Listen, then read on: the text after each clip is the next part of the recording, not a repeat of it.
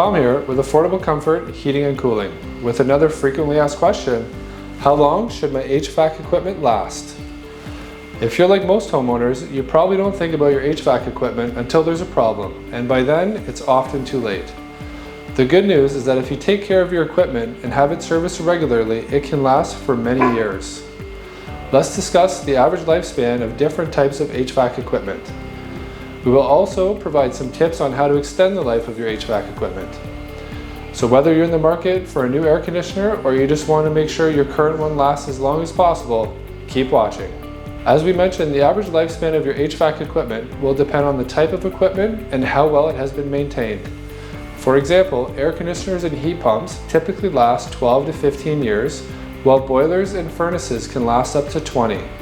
Water heaters have a shorter lifespan, around 10 years, but tankless water heaters can last for 15 to 20 years if properly taken care of. One of the best ways to extend the life of your HVAC equipment is to have it serviced regularly.